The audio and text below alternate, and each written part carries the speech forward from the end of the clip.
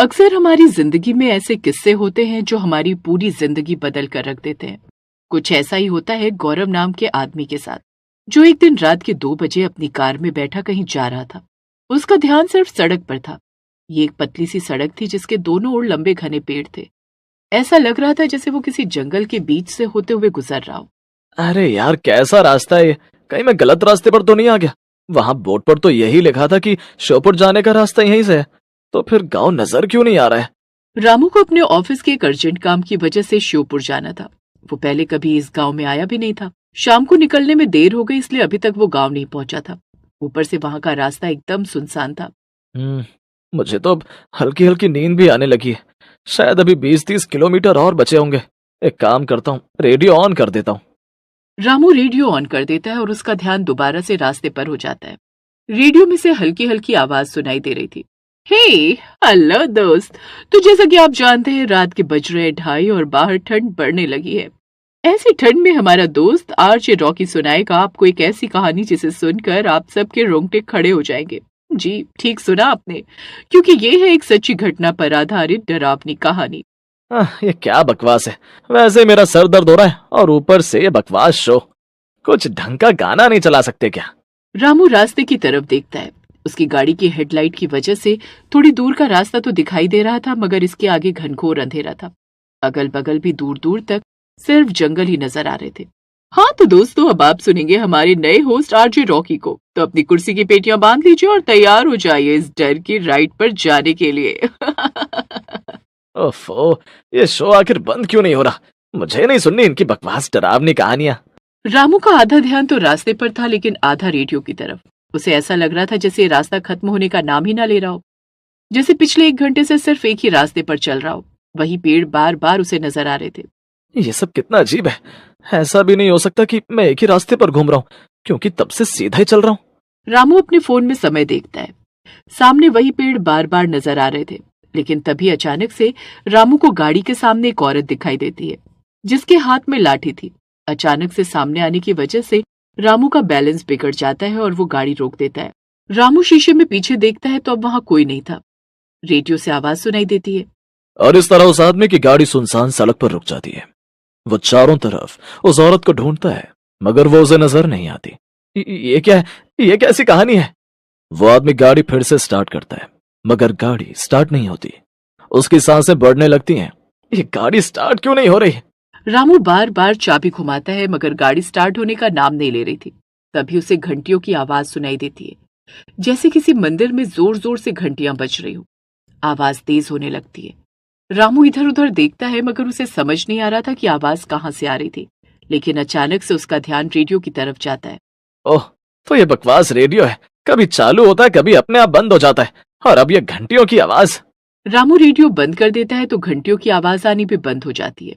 अब थोड़ा दिमाग चलेगा कि आगे क्या करूं।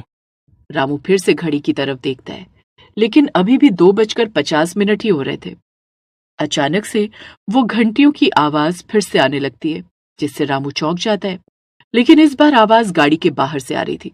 रामू के दाईं तरफ जो जंगल था, वहां घने पेड़ों के पीछे से ये घंटियां बजने की आवाज आ रही थी। रामू सहम जाता है। अगर मंदिर है और कोई घंटी बजा रहा है तो जरूर वहां कोई होगा। शायद मुझे उनसे मदद लेनी चाहिए। रामू एक बार फिर से उस तरफ देखता है। अंधेरा इतना था कि रामू को समझ नहीं आ रहा था कि उसे वहां जाना चाहिए या नहीं, लेकिन आखिर में वो गाड़ी से उतर ही जाता है। उसके हाथ में फोन था जिसकी टॉर्च उसने ऑन कर दी थी। इस घंटी की आवाज का पीछा करता हूँ, मंदिर ज्यादा दूर नहीं लगता। रामू पेड़ों के बीच से होते हुए आगे बढ़ने लगता है।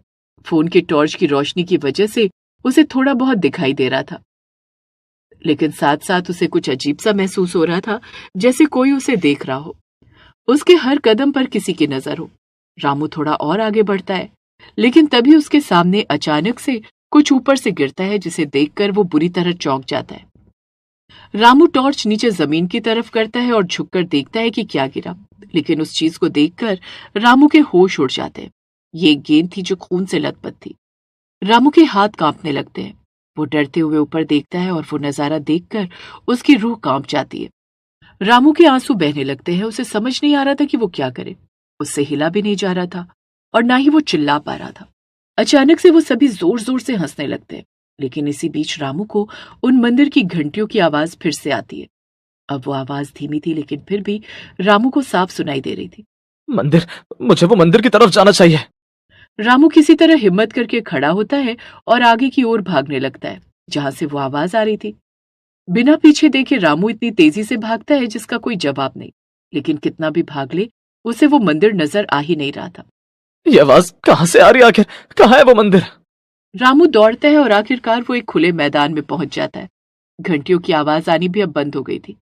जब वो डरते हुए पीछे देखता है तो पाता है कि वहां कोई नहीं था। थैंक गॉड, वो सब अब यहाँ नहीं। रामू सामने देखता है तो ये एक बड़ा मैदान जैसा था, जहां बीचों बीच एक छोटा सा मंदिर बना था। घंटी की आवाज वहीं से आ रही थी। रामू आगे बढ़ता है। मंदिर के बाहर एक बोर्ड लटका हुआ था जिस पर लिखा था, शिवपुर नहीं, देवता का मंदिर। शायद घंटी की आवाज इसके अंदर से आ रही थी। मैं उस मंदिर के अंदर जाकर बैठ जाता हूँ और सुबह तक वहीं बैठा रहूंगा। फिर मुझे सुबह तक कुछ नहीं होगा। ये सोचकर रामू उस मंदिर की तरफ बढ़ता है, लेकिन तभी एक पत्थर आकर रामू के हाथ पर पड़ता है, जिससे वो दर्द से बिलखने लगता है। आह, आह, ये किसने फेंका? रामू दूसरी तरफ देखता है तो एक आदमी कुछ दूरी पर खड़ा था। वहां मत जाओ, उस मंदिर की तरफ मत जाओ। क्या? मगर तुम कौन हो? मैं शिवपुर गांव का रहने वाला हूं। वो मंदिर शापित है, उसकी तरफ जाओगे तो मारे जाओगे। ये सुनकर रामू डर जाता है, मगर उसे समझ नहीं आ रहा था कि वो उस आदमी का यकीन करे या ना करे। मैं तुम्हारा यकीन कैसे कर लूं? तो तुम भी तो वो उनकी तरह हो सकते हो जो अभी मुझे जंगल में दिखे थे। क्या? नहीं, मैं जिंदा हूं। वो सब आत्माएं थी। अगर यकीन नहीं होता तो सारा मंदिर के पीछे देखो, सब सच दिख जाएगा। डरते हुए रामू मंदिर की ओर देखता है और दंग रह जाता है। अब मंदिर के चारों ओर आत्माएं खड़ी थीं। ये वही बच्चे थे और साथ साथ कुछ बूढ़े और बड़े लोग भी थे। सब एकटक रामू की तरफ देख रहे थे। नहीं, नहीं, बचाओ! जल्दी से मेरे साथ चलो, इस शापित मंदिर से बहुत दूर। इतना कहकर आदमी गांव की तरफ जाने लगता है और रामू उसके पीछे भागता है। देखते ही देखते दोनों उस आदमी के घर पहुंच जाते हैं। आज रात तुम मेरे घर पर रुक जाओ, सुबह चले जाना। मगर वो सब क्या था? वो शापित मंदिर है। वो किसी की रक्षा नहीं करता, बल्कि लोगों को खा जाता है। जब भी गांव की सड़क से रात में कोई गुजरता है तो मंदिर की घंटियां बजने लगती हैं। मंदिर उस आदमी को अपनी ओर आकर्षित करता है, बहलाकर या डराकर। और अगर आदमी वहां तक पहुंच गया तो वो सब आत्माएं मिलकर उसे मार देती हैं। हे भगवान, यानी मैं मौत के इतने करीब था। हाँ, लेकिन वो मंदिर, वो आखिर शापित क्यों है? कई साल पहले उस मंदिर में गांव की सभी पूजा पाठ होती थी। गांव के सभी लोग साथ मिलकर वहां त्योहार मनाते थे। मगर एक दिन जब वहां महापूजा हो रही थी, तब एक बच्चे की गलती की वजह से पूरे पंडाल में आग लग गई और कई लोग जलकर मर गए। तब से ही वो मंदिर शापित कहलाने लगा। मंदिर की ये कहानी रामू को बुरी तरह से डरा देती है। वो रात भर सो नहीं पाता।